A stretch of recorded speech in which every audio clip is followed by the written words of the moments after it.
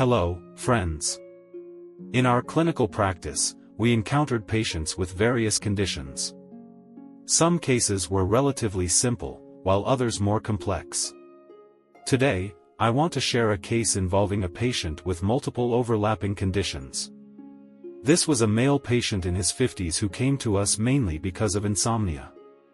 There are many types of insomnia, including difficulty falling asleep and waking up early. He had been experiencing sleeplessness for 5 to 6 years and needed to take sedatives to fall asleep. Once asleep, his sleep was very light, almost half awake. He also had other issues: dizziness, occasional headaches, forgetfulness, especially of recent events, though he remembered his childhood clearly.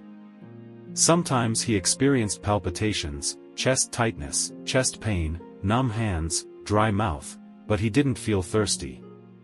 He lacked energy, often had cold sweats on his palms and soles, felt bloated, had an appetite but got full quickly, and couldn't eat much.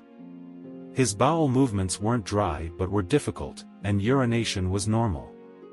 His tongue was pale and dark with a thin, white, and greasy coating. His pulse was deep and fine. This was his general condition, which seemed quite complicated from a symptomatic perspective. Due to the long duration of his insomnia, he had consulted many doctors. Because his symptoms were complex, the treatment strategies of previous doctors varied. Some focused on calming the mind, targeting his insomnia. Others started with regulating the yin and wei energies, as his symptoms included both cold and heat sensations, and sweating. Some doctors treated him by activating blood circulation to remove blood stasis, as he showed symptoms of blood stasis like headaches, palpitations, and numb hands. Of course, there were many other methods. Each of these treatment methods had some rationale, but why hadn't they been very effective? The problem lay in the complexity of his symptoms. It wasn't easy to find the main issue, and without identifying it, it was hard to establish an overall treatment strategy. Treating an illness is like conducting a battle, deciding where to start, how to proceed, whether to charge with cavalry or shoot with arrows, and how to proceed after achieving a certain effect. We first analyzed the primary symptom, insomnia. We knew there were many causes of insomnia: liver qi stagnation transforming into fire, disturbing the heart and mind, leading to sleeplessness. Heart qi deficiency with subtle depletion of heart blood, causing the spirit to wander and resulting in insomnia. Spleen deficiency leading to inadequate transformation and transportation of nutrients, and consequently insufficient nourishment of the heart and mind, causing insomnia. Dietary stagnation disrupting stomach qi, with yang qi overflowing externally and leading to insomnia. General weakness with insufficient qi and blood, causing the heart to lose its nourishment and leading to insomnia. Kidney essence depletion, failing to nourish the heart, resulting in insomnia due to the imbalance of water and fire. Also, heart timidity due to shock, disturbing the spirit and causing insomnia. Imbalance of yin and wei, with wei qi failing to enter the yin, leading to insomnia. Blood stasis blocking the channels, depriving the brain of nourishment and causing insomnia. There were many such conditions. It seemed complicated, but we further combed through the symptoms. If it was due to liver qi stagnation, there would have been symptoms like chest tightness, fullness under the ribs, or dry and bitter mouth taste related to the liver and gallbladder meridians, which our patient didn't have, so we ruled that out. If it was heart qi deficiency, there would have been palpitations, chest tightness, and fatigue. We considered this for a while.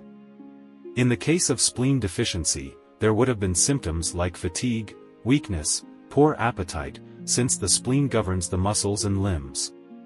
Our patient had these symptoms, so we kept spleen deficiency in mind. Dietary stagnation is more common in younger people who overeat and then have trouble sleeping. It's not a long-term issue. This patient had had insomnia for 5 to 6 years, so it was unlikely due to dietary stagnation. Although the patient was over 50, he wasn't very old and didn't seem generally weak, so we ruled that out. Kidney essence depletion usually presents with symptoms like lower back soreness and leg weakness, which our patient didn't have, so we excluded that. As for heart timidity, he hadn't experienced any shocks, so we ruled that out. Yin and Wei imbalance typically shows up as spontaneous sweating, which our patient had. But why was there an imbalance? It was likely due to spleen deficiency and inadequate generation of qi and blood, disrupting the normal circulation of Yin within the vessels and leaving Wei qi without nourishment. This led to the imbalance and spontaneous sweating. Dry mouth was an interesting symptom. In summer, dry mouth is due to excessive water loss in the body. But in this case, it was due to spleen deficiency. One of the spleen's functions was to lift water in the body, like an elevator.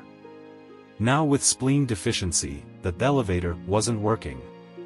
Additionally, as mentioned when analyzing the greasy tongue coating, spleen deficiency could lead to phlegm dampness. This phlegm dampness could also block the middle burner, obstructing the elevator's path.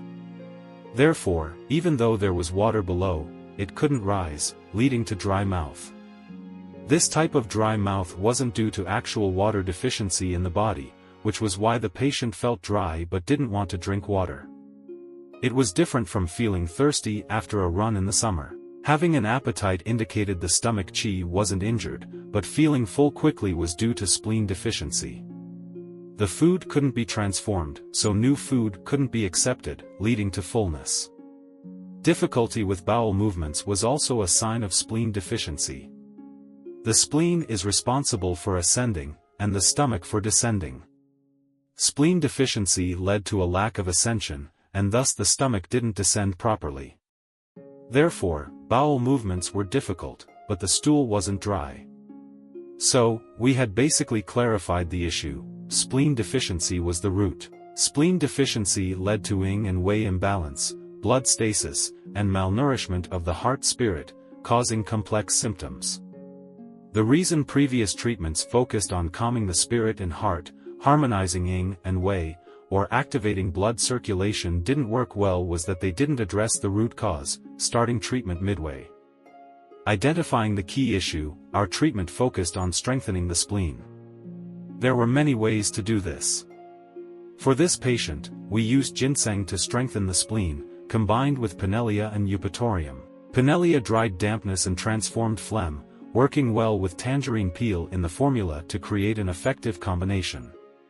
Eupatorium fragrantly awoke the spleen and transformed dampness. We also used acupuncture on spleen meridian points like Gongsun, Sanyingio, and Shuahai, which greatly improved his insomnia within 2 weeks. Of course, his condition was complex, and we later added treatments for activating blood circulation, but the main direction was strengthening the spleen. This patient's case was complex, and analyzing it was exhausting, but there were some tricks. As one of the 4 great masters of the Jin Yuan dynasties, Li Dongyuan said, internal injury to the spleen and stomach gives rise to all diseases. This means that many internal diseases, if their root cause is elusive, can be approached by considering spleen and stomach issues. Why? Our body's organs, liver, heart, spleen, lung, kidney, are all important. The kidney is vital as it stores the congenital essence given by our parents. We just needed to not break it. The liver was like a general, guarding the body to prevent leaks. The heart was the ruler, and the lung the prime minister, responsible for spending. Where did the spending money come from? It relied on the spleen to earn it, hence the saying, the spleen and stomach are the root of postnatal existence. The kidney represented the congenital aspect, which we couldn't change. To be healthy, we depended on the spleen, on eating, hence the saying, food is heaven. If there was a problem in the body, it often related to the spleen. For our patient then, the problem lay with the spleen. That's all for today's sharing. Goodbye.